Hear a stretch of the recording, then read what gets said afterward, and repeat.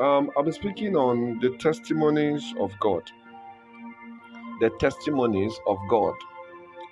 Anytime you see God telling his people something about himself by himself, then that thing is a testimony. The testimonies of God are the revelations of God from God. So, anytime God is telling you something about himself by himself, what he's doing is he's sharing his testimonies with you. For instance, imagine God is speaking to you and God is saying, I am the I am that I am. I am the I am that I am. That's the testimonies of God. He's telling you something about himself by himself. That's his testimony. And that's one of the dimensions that is common to Moses. Moses enjoyed that dimension.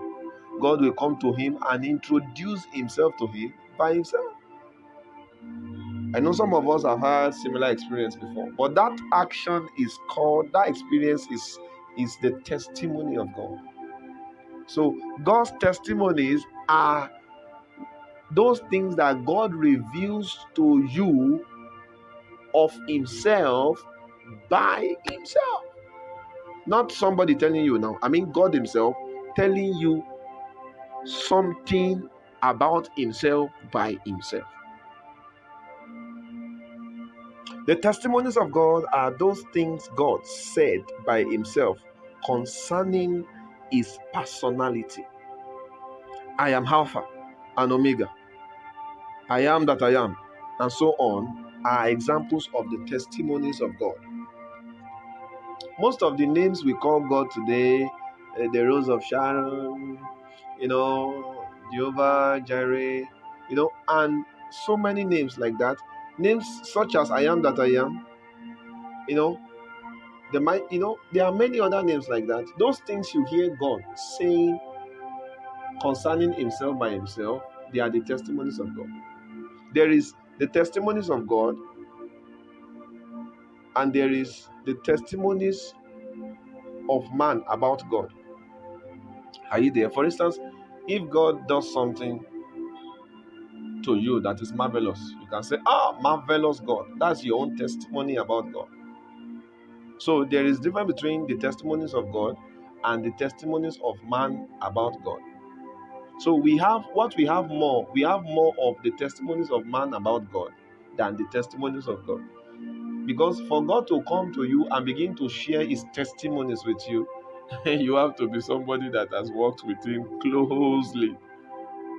Are you there? So things like you are the King of Kings, those are the testimonies of man about God.